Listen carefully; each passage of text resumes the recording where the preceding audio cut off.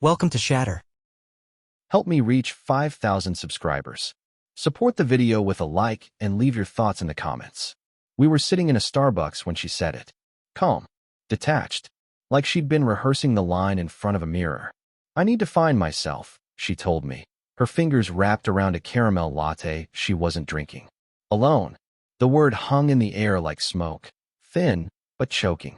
Around us, the place buzzed with the usual noise. People typing on MacBooks, a couple laughing too loudly near the window, a kid crying over a dropped cake pop. Life went on, except mine didn't. I didn't argue. I didn't ask who she was trying to find or where she'd lost herself. I just said, "Perfect. I won't be there when you do." She blinked, confused, maybe expecting a fight. But I was done fighting for a version of her that kept rewriting itself every month. Her name's Claire. She used to paint at night, barefoot in the kitchen, leaving streaks of color on the tiles I built myself. I'm an architect. I see the world in lines, angles, structure. She said she envied that, once. Then she started calling it emotional rigidity. That was before she found the coach. Some guy who runs online sessions about energetic boundaries and self-alignment. I saw one of his videos once, him talking about divine independence while wearing beads and selling $300 courses on self-love. Claire called it growth. I called it hypnosis. The night she made her announcement, she didn't look at me. She looked through me, like I was another wall she had to knock down to expand her truth. I watched her pack her canvas tote, drop her iPhone inside, and walk out without looking back. When I drove home in my Ford F-150, the silence hit harder than any argument ever could. The house still smelled like her candles from Target, lavender, and something synthetic. On the table, her notebook was open. I read the last line she wrote. You can't love anyone until you love yourself. Maybe that's true, but what they don't tell you is, once some people start loving themselves, they stop having room for anyone else. That night, I didn't text her, didn't call, didn't ask where she'd sleep. I just stood in the doorway of our empty living room, staring at the plans for the house we were building. Every room drawn with purpose, except one, the one she called her studio. I had left it blank, a perfect square of nothing. Maybe that's when I realized she didn't want space. She wanted escape, and I was done being the man she used as a wall to push against. By morning, I'd already started drawing new lines, not on paper, but in my life. Clean ones. Uncrossable. Claire wanted to find herself, so I gave her all the space she'd ever need. A week passed before I realized she hadn't really left me. Not completely. She was still in the playlists on my Spotify, the fingerprints on the fridge door, the faint trace of her perfume in the hallway. Her absence had a shape, and it fit everywhere. At work, I tried to bury myself in a new project, a museum expansion downtown. Clean geometry, rational lines, everything she said my mind lacked. The contrast was almost comforting. Until one night, while I was revising the floor plan, a notification blinked on my screen. Claire had posted on Instagram, "Healing isn't selfish, it's survival." The photo showed her sitting cross-legged in front of a ring light, a half-smile on her face, surrounded by candles. The caption was longer than anything she'd ever written to me. I didn't comment. I didn't like it. But I read it twice, like an architect studying the cracks in a wall he already knows won't hold. A few days later, her friend Melissa dropped by my office. She said Claire had joined some collective, a group led by that same online coach. They were planning a retreat somewhere in Arizona to disconnect from toxic attachments. Melissa looked at me when she said it, waiting for a reaction. I didn't give her one. That night, I drove to Walmart for groceries I didn't need, just to move. The aisles felt too bright, too clean, like the world was pretending nothing was falling apart. I picked up things without thinking: bread, detergent, a new razor, and realized I was stocking up for someone who no longer existed. When I came home, I opened her old laptop. She'd left it on the kitchen counter the day she left, probably thinking it was harmless. But the browser was still logged into her messages. I didn't mean to look, but something made me click. There it was, a thread between her and the coach. He wasn't flirting. That would have been easier. He was dismantling me in soft words. He doesn't see you. He tries to fix what should just be felt. She replied, "He's a good man, but heavy. I need lightness." I closed the laptop, sat in the dark for a long time, and didn't feel anger. Just clarity. The kind that hurts more than betrayal, because it shows you the pattern, how love slowly turns into a lesson you didn't ask for. I realized she hadn't replaced me with another man. She replaced me with a mirror that only showed her face. And somehow, that was worse. That night, I stopped checking her posts. I stopped waiting for explanations. I began tracing the edges of my own silence, the kind she couldn't interpret, couldn't fix, couldn't heal her way out of. She wanted detachment. I was ready to give it form. By the third week, the silence between us had turned into a map. Every memory was a coordinate, every unanswered message a border. I stopped wondering what she was doing. Instead, I started noticing what she wasn't doing. No calls, no texts, not even a casual "hope you're okay." It was the kind of peace that feels wrong, like a heartbeat that skips just enough to remind you you're alive. I drove by our old house once. Not to see her, just to see what she'd done with it. Through the window, I saw the same walls I designed, the same structure. But something had changed. The order was gone. My precise lines had been replaced with driftwood sculptures, hanging plants, crystals catching sunlight in uneven reflections. Her car was in the driveway, parked crooked, as if it didn't belong there anymore. I didn't knock. I didn't need to. Later that night, I received an email from our shared bank account. Automatic alert. Withdrawal for an energy retreat deposit. It wasn't about the money. It was about how casual it looked, like paying for groceries. I logged in and scrolled through the recent charges. Incense orders from Amazon, new sketchpads, streaming subscriptions for mindfulness podcasts. No trace of the life we'd built together. Only a trail of self-discovery receipts. That's when something in me clicked. Architects understand integrity, how every structure stands only when the foundation is honest. Claire had started building without me, but her foundation was already cracking. Not because of me, but because it was built on illusion, a self she was still trying to design from pieces of whoever told her what enlightenment looked like this week. The next morning, I walked into my office, cleared the blueprints off the table, and spread out the house plan I'd drawn for us. The layout was perfect, balanced, efficient, alive with purpose. Except for one space, the blank square she'd chosen for her creative energy room. I stared at it, pencil in hand, and drew a single diagonal line through it. It wasn't anger. It was closure in the language I understood best, geometry. For the first time, I saw our story like a building that had reached its limit. No need to demolish it. Just stop reinforcing what's already collapsing. I placed the final version of the plan into a folder and sealed it in an envelope with her name. It wasn't revenge.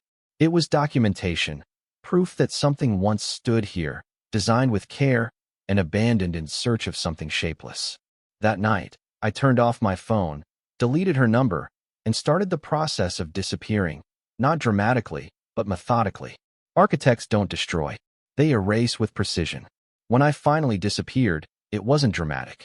No slammed doors, no final messages. Just absence, clean, surgical, deliberate. I left the envelope with the floor plan on her kitchen counter, the house key beside it, and nothing else. My name was still on the lease, but by morning, I was already gone. I moved into a one-bedroom apartment downtown, a place with sharp lines and cold light. No paintings, no colors, just space and silence.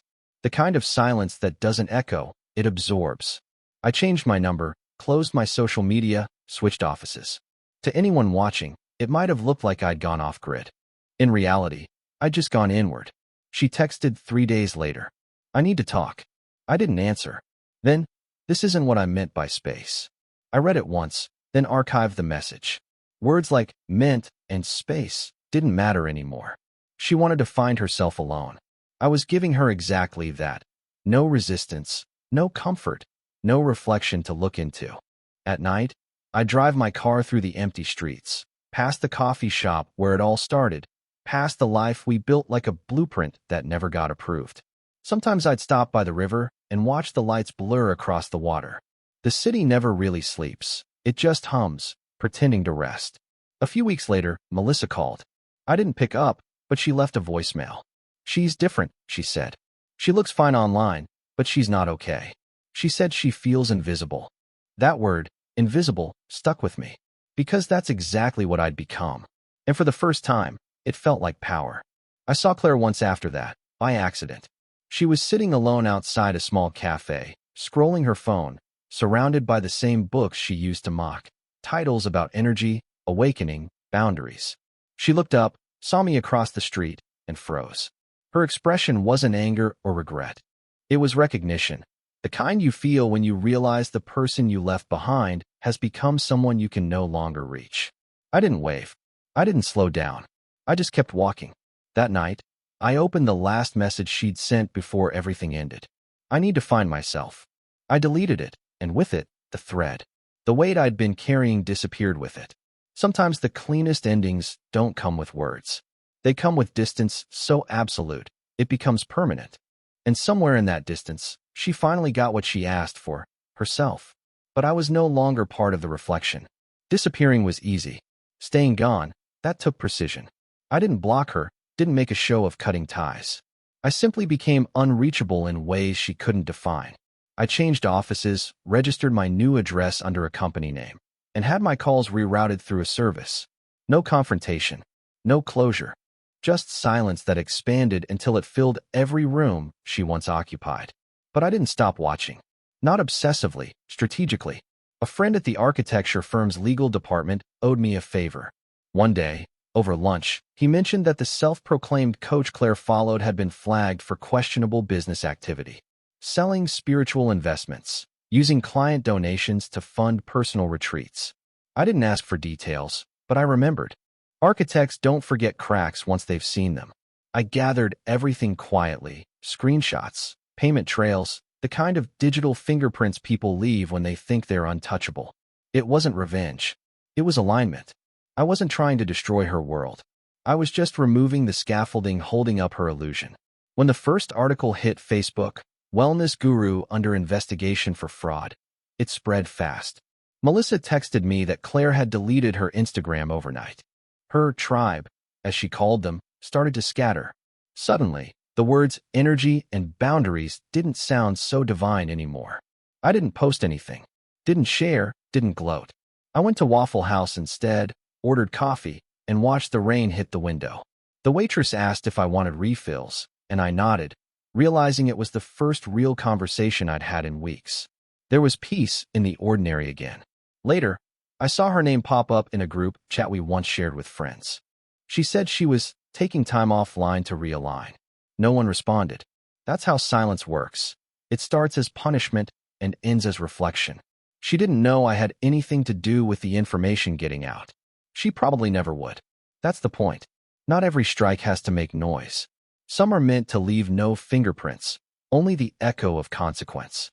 That night, I walked through my apartment, bare walls, clear light, and realized the world had tilted.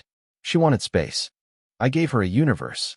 And now, for the first time, she was the one standing in it alone, unsure where the edges were. I didn't need to ruin her. I just needed to remove myself. The rest fell on its own. When everything around her began to crumble, I didn't need to lift a finger. The world did what silence couldn't, turn its back. The investigation on her coach went public, and the people who had once called him a visionary now called him a fraud. His collective dissolved overnight. Those same followers who had filled her comments with hearts and affirmations quietly deleted their posts, pretending they'd never believed. Melissa reached out again, this time through a short text. She's staying with her sister. Won't talk to anyone. She looks lost. I didn't reply. Lost was the word she'd chosen for herself. She wanted to wander. I simply stopped guiding her back. At work, things began to move differently. My design started getting noticed, clean, bold, unflinching. One of my proposals was approved for a new museum wing. It should have been a victory, but it felt more like equilibrium. I'd stopped building for approval. I was building again because I could. One afternoon, while reviewing models, my assistant mentioned that Claire had shown up at the firm. She hadn't asked for me, only left a package. I didn't open it right away. It sat on my desk for 2 days, brown paper, her handwriting across the top. When I finally unfolded it, inside was a small canvas, one of her older paintings. Blue lines dissolving into white, like sky through glass. No note, no explanation, just the echo of something she once believed in. I placed it face down and went back to work. Weeks passed. Her social media stayed silent. Word spread that she'd tried to start private sessions again, but no one showed up. The world she built on soft words and borrowed light had collapsed, quietly, efficiently, without spectacle. Sometimes at night, I drive by her old studio. The windows were dark, a for lease sign hanging crooked. The only reflection left in the glass was my own. The truth is, people don't always fall because someone pushes them. Sometimes they just run out of places to stand. And now she was learning what it meant to stand alone. The same space she'd begged for had become her echo chamber. Every affirmation she used to whisper into the void came back to her unanswered. She wanted freedom. But freedom without gravity is just drifting. I wasn't her gravity anymore. And she finally understood what happens when there's nothing left to orbit. It had been months since I'd heard her name spoken out loud. People who once mentioned Claire with admiration now avoided bringing her up. The scandal with her coach had faded, but the stain it left didn't. In a small town, people forget slowly. They forgive even slower. I lived quietly. My new apartment overlooked the river.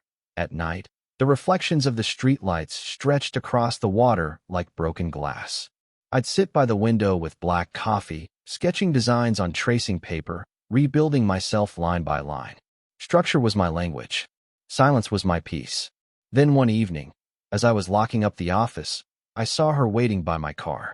She looked smaller somehow, like the world had pressed in on her and she hadn't pushed back.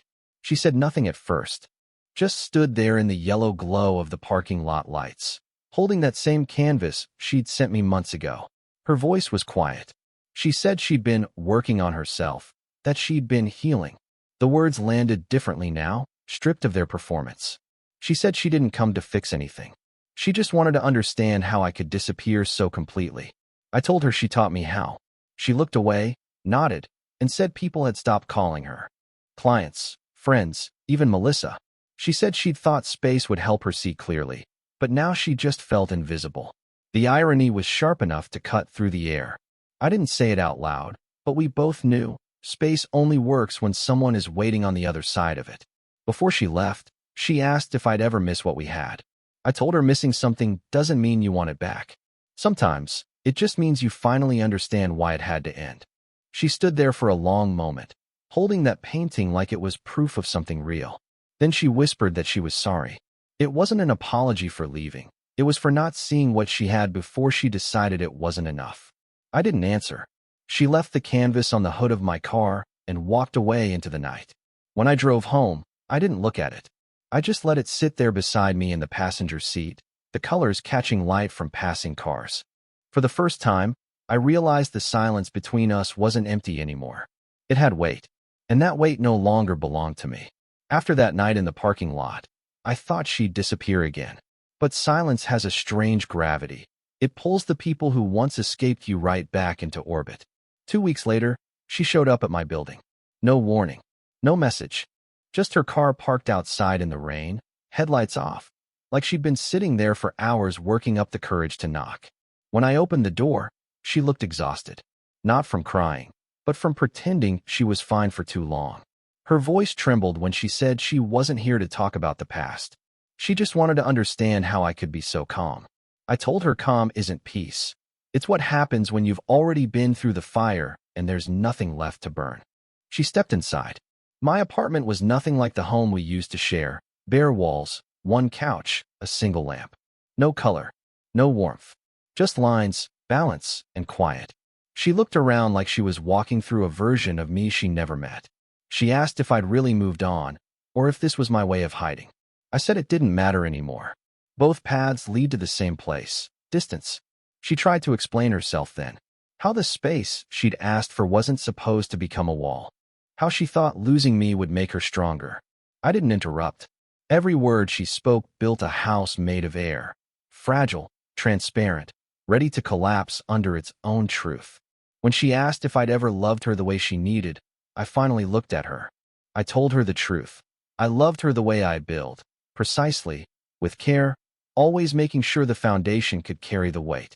She, on the other hand, loved like a painter, reckless, emotional, always chasing color even if it bled outside the lines. She said she missed the way I used to look at her, like I could see everything she tried to hide. I told her I still could, I just stopped wanting to. That was the only thing that broke her composure. She turned away, hands trembling slightly, and said she didn't know how to fix it. I told her it's not broken. It's finished. She stood in silence for a long time, eyes scanning the empty apartment, and whispered, "You really did give me space." I nodded, because now she finally understood. Space can be freedom, but it can also be exile. After she left my apartment that night, I thought it was over. But endings never happen in a single moment. They unfold quietly, like slow decay, an invisible collapse that no one sees until there's nothing left standing. I started noticing her name again, not from her, but from others. Melissa mentioned she'd stopped teaching. Her old clients said she wasn't returning calls. Someone said she'd sold her studio equipment on Facebook Marketplace. The woman who once preached detachment was now detached from everything that kept her alive. One evening, I stopped by the grocery store after work. In the checkout line, I saw her standing by the self-checkout, scanning a few items: cheap candles, a frozen meal, a small bouquet that didn't look like it belonged to anyone. She didn't notice me at first. She looked quiet, not broken, not defeated, just emptied out. The noise she used to carry with her, that constant hum of self-discovery and performance, was gone. When she finally looked up, her eyes met mine across the aisle. No anger, no blame, just the heavy recognition of what we'd become. Two people who once tried to build a future out of mismatched blueprints. She didn't say anything, and I didn't either. There was nothing left to say. Some truths are too sharp for words.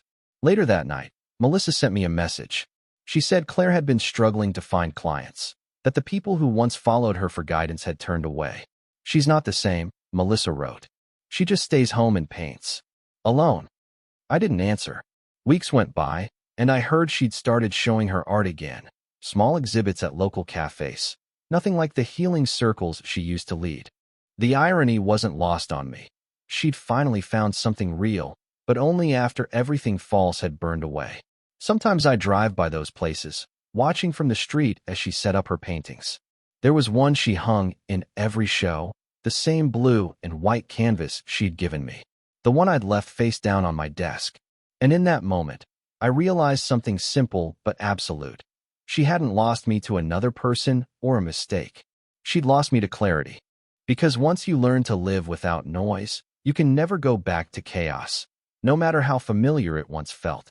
It was almost a year to the day since she'd said she needed to find herself. A sentence that used to echo in my head like a siren now felt like background noise, distant, harmless. Time hadn't erased what happened, but it had redrawn it into something sharper, cleaner, almost peaceful. I was driving home late one evening when I saw her again. Not in person, on a flyer taped to the cafe window I used to pass every morning. Local artist showcase, Claire Emerson. Her smile on the poster was softer than I remembered, smaller, almost fragile. She looked like someone who had finally run out of performances. Out of curiosity, I stopped by the exhibit that weekend. The place was half full, quiet, warm, filled with the faint smell of coffee and cheap wine. She was standing near the corner, talking to a couple who seemed genuinely interested in her work. For a second, she looked almost happy. I stayed in the back, unnoticed, watching. Her paintings had changed. Gone were the chaotic colors and abstract affirmations. The new ones were simple: shadows, reflections, negative space. One piece stopped me cold. It was a room drawn in grayscale, with a single empty chair near a window. She'd titled it "The Space He Left." She turned her head slightly and saw me. Our eyes met, and for a heartbeat, everything went still. The crowd, the noise, the distance. She didn't smile. Neither did I. We just stood there, connected by silence, both knowing this was the closest we'd ever be again. After a moment, she nodded. Not a greeting, an acknowledgement. Then she turned away to speak to someone else, her voice quiet but steady. I left before she could look again. Outside, the air was cold, the kind that sharpens everything it touches. I sat in my car, started the engine, and didn't look back. The road ahead was clear, wide, almost inviting. People think closure comes from answers. It doesn't. It comes when you stop needing them. She asked for space. I gave her permanence. And as I drove home, I realized the truth she'd never understand. I didn't disappear. I just stopped showing up where I wasn't respected. Now she cries into a mirror she once thought was a window, and I, finally, am nowhere to be found. Support the channel by liking, commenting, and subscribing. I promise even more interesting stories.